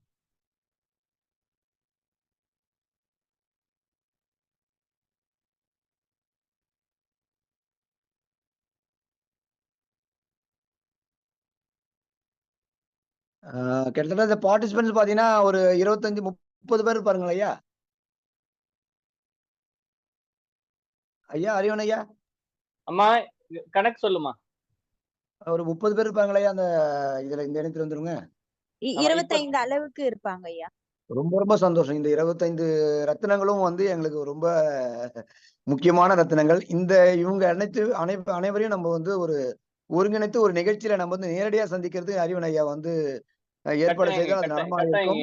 நல்ல தமிழ் துறை பேராசிரியர்களே நிறைய பேர் இருக்காங்க ஐயா. சர்புதீன் ஐயா ஜமால் முகமது கல்லூரியினுடைய பேராசிரியர் இருக்கிறாங்க ஐயா. அடுத்து செந்தில் ஐயா இருக்கிறாங்க ஐயா, பேராசிரியர் செந்தில் ஐயா, திருச்சிராப்பள்ளி ஜமால் முகமது கல்லூரி. லைன்ல தான் இருக்குங்க ஐயா. வணக்கங்க ஐயா. ஐயாட்ட பேசலாங்க ஐயா. நீங்க என்னங்க இப்ப சொல்றது? சொல்லுங்க ஐயா, சொல்லுங்க ஐயா. அது போல ஜோன் ஜெயந்தி அம்மா பிஷபீபர் கல்லூரியினுடைய பேராசிரியர் இருக்காங்க ஐயா. இன்னும் குணசுந்தரி அம்மா, ஜூலி பிரதீப் அம்மா பேசலாம் நீங்க. நிறைய எந்த பேசுறோம். ஐயம் இருந்தாலும் கேட்கலாம். அதாவது ஒரு இது இது இந்த இந்த இந்த பொருள் மட்டும் இல்லாத நீங்க வேற ஏதாவது பொருள் இருந்தாலும் பேசலாம். நம்ம தமிழ் சார்ந்த மண் சார்ந்த கலை சார்ந்த எது வேணாலும் நம்ம வந்து அதுக்கான ஒரு வழிவகை தான் இந்த ஐயா செஞ்சிருக்காங்க. அதனால நீங்க கேட்கலாம். இன்னும் சிறப்பான செய்தி என்னன்னா, ஐயா இருக்க காலங்கள்ல தான் இங்க ஒரு பெரிய தமிழுக்கான ஒரு பெரிய மாநாடு நடத்துறதுக்கான திட்டமிடுதல் இருக்கு. அதுக்காக அந்த உங்களுடைய செயல்கள்லாம் நல்லா ஐயாவுக்கு பயனா இருக்கும். நீங்க நிறைய பேசணும் ஐயாட்ட. ஆமா. அது போன்ற மாநாடுகளை கலந்துக்கிறதுக்கு பெரிய ஒரு வாய்ப்பா இருக்கும். ஏன்னா வந்து புதுச்சேரியும் தமிழ்நாடும் வந்து ஏதோ ஒரு பெரிய இடைவெளி இருக்கிற மாதிரி ஒரு தோற்றம் இருக்குது. அந்த தோற்றத்தை நம்ம வந்து இது பண்ணணும். நாம எல்லாமே ஒன்றுதான் அப்படின்றத நம்ம வந்து நம்ம வந்து ஒரு எல்லைகள் வந்து பிரிக்கப்பட்டிருந்தாலும் நம்முடைய எண்ணங்கள் வந்து ஒன்று என்பதை நம்ம வந்து இந்த உலகுக்கு தெரியப்படுத்தணும். அதனாலதான் நான் எப்பொழுதுமே இந்த தமிழறிஞர்களை இந்த தமிழ்நாட்டில இருந்து வருகின்ற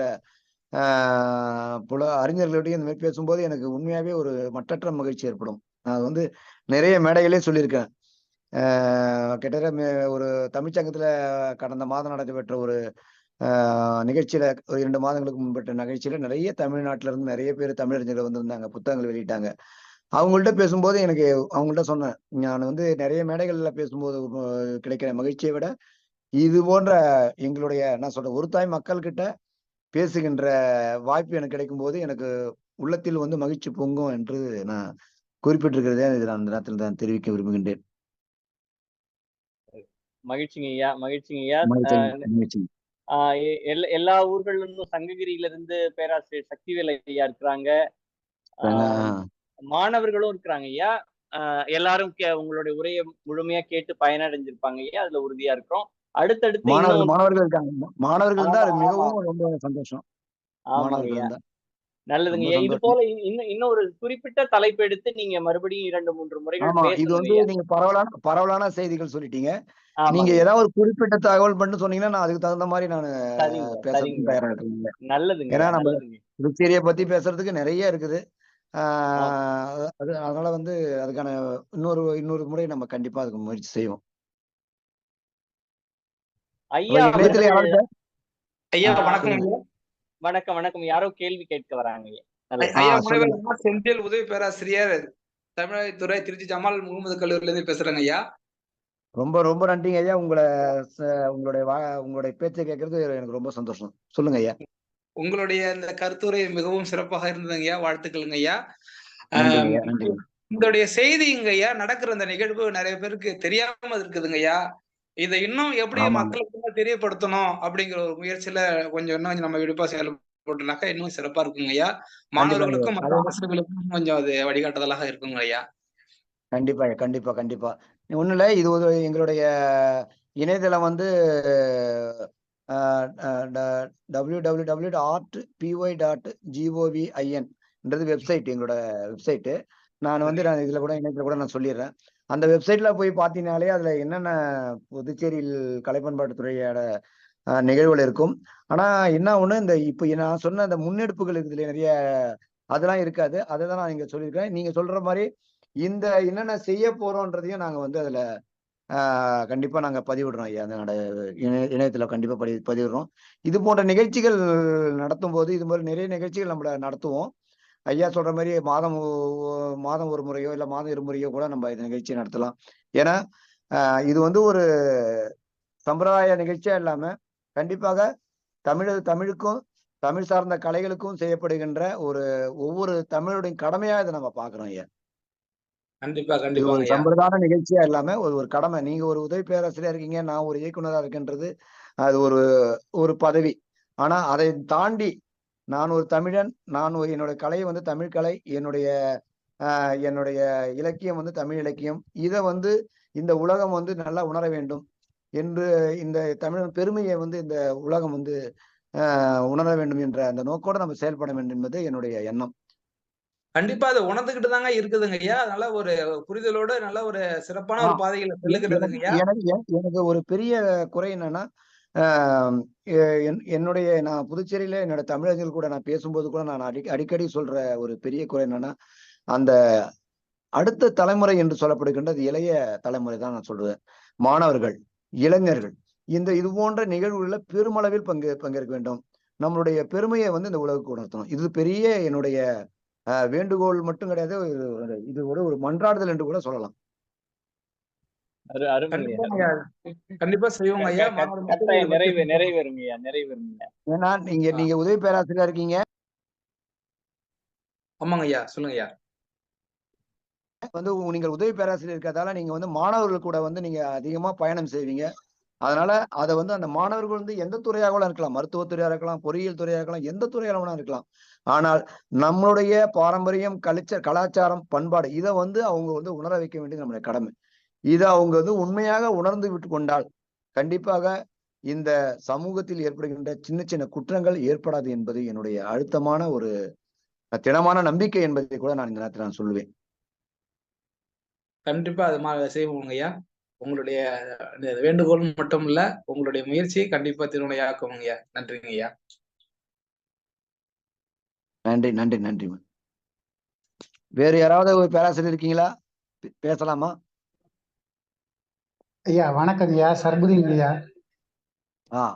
வணக்கம் வணக்கம்.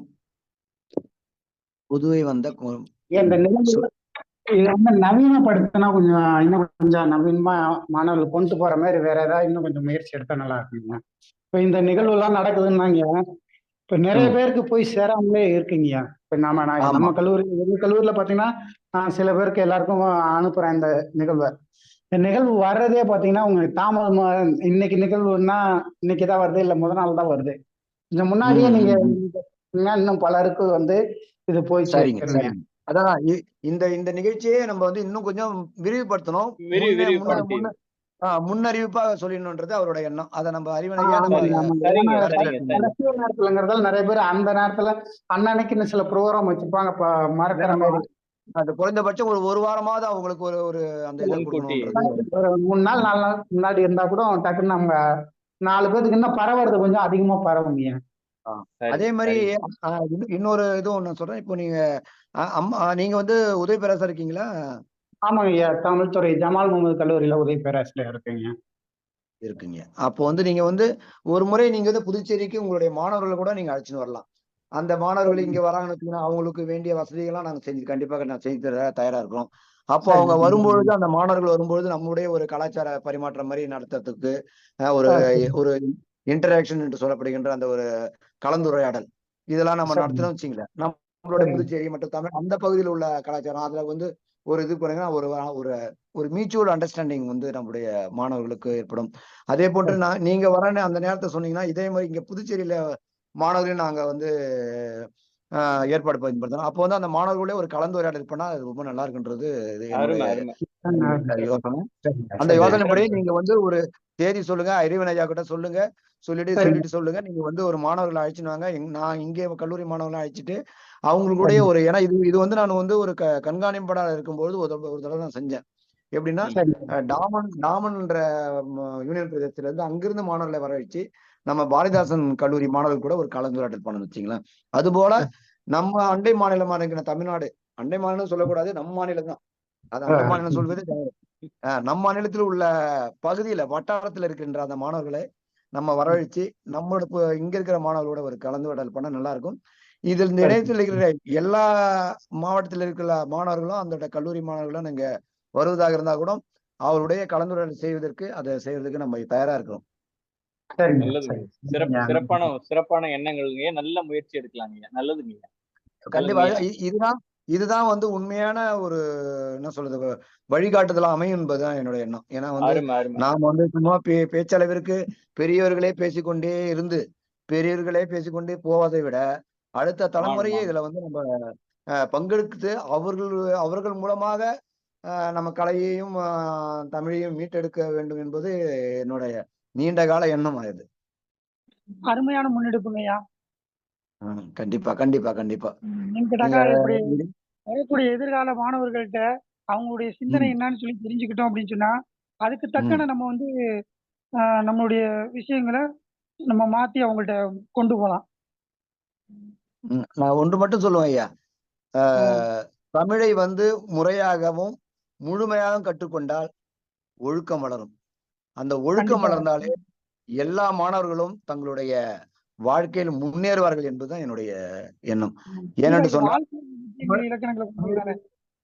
ஆமாங்க ஐயா, தமிழில் காணப்படுகின்ற இலக்கியத்திலேயோ சரி, திருக்குறளிலோ அது காப்பியங்களிலோ சொல்லப்படுகின்ற ஒழுக்கம் போல உலகத்தில் எந்த மொழியிலும் எந்த நூல்களிலும் இல்லை ஐயா.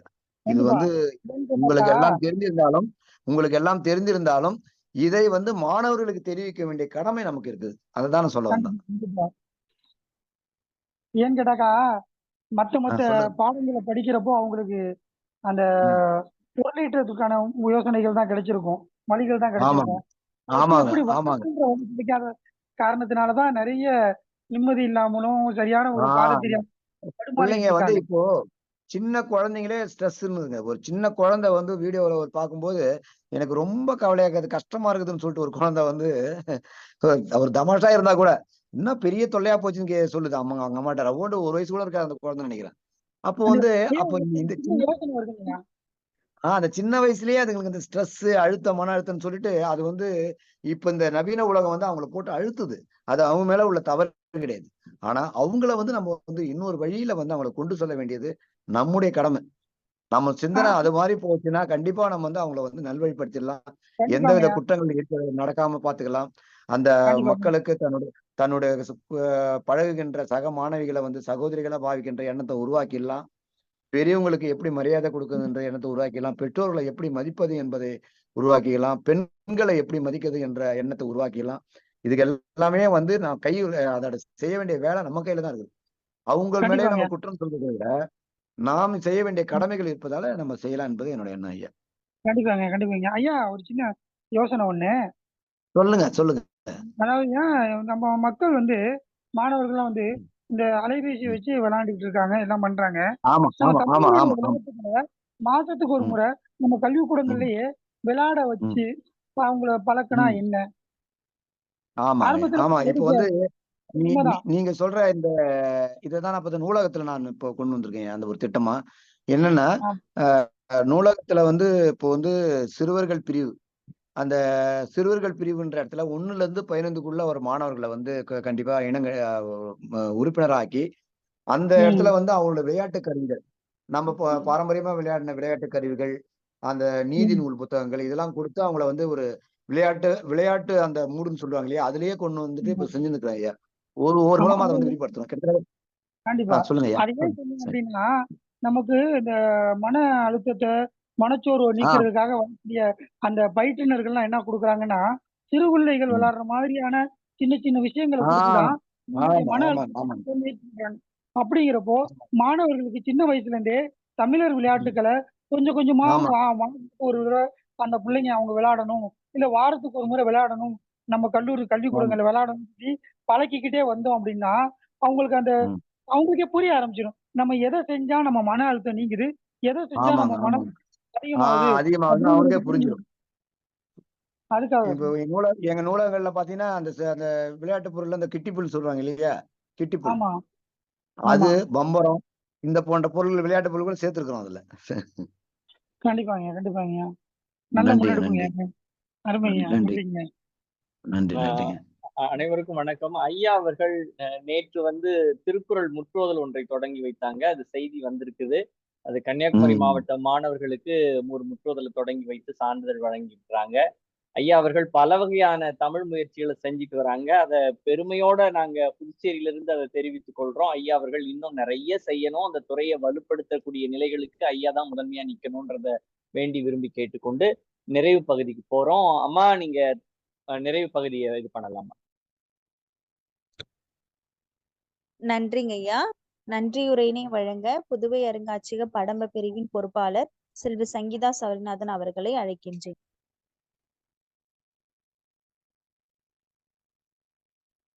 ஒவ்வொரு காரிக்கிழமை அன்றும் தேசிய மரபு அறக்கட்டளையின் புதுவை அருங்காட்சியகம் முன்னெடுக்கும் தொன்மை பேசுவோம் பன்னாட்டு இணைய வழி கருத்தரங்கத்தில் இவ்வார நிகழ்வில் புதுச்சேரி கலை பண்பாட்டுத்துறை செயல்பாடுகளும் சிறப்பு பணிகளும் என்ற தலைப்பில் சிறப்புரையாற்றிய புதுச்சேரி அரசு கலை பண்பாட்டுத்துறை இயக்குனர் மதிப்புயர் வி. கலியபெருமாள் ஐயா அவர்களுக்கு எமது தேசிய மரபு அறக்கட்டளை மற்றும் புதுவை அருங்காட்சியகம் சார்பில் நன்றியினை தெரிவித்துக் கொள்கின்றோம். மேலும் இக்கருத்தரங்கத்தில் பங்கு பெற்று தங்கள் ஐயங்களை ஐயாவிடம் கேட்டு தெளிவுபடுத்திக் கொண்ட பங்கேற்பாளர்களுக்கும் எமது நிறுவனம் சார்பில் நன்றியினை தெரிவித்துக் கொள்ள கடமைப்பட்டுள்ளோம். நன்றி, வணக்கம். நன்றி, வணக்கம். மீண்டும் அடுத்த காரிக்கிழமை வேறு ஒரு இணையவழி கருத்தரங்கில் அனைவரும் இணைவோம். நன்றி, வணக்கம். நன்றி அம்மா. நன்றிங்கய்யா.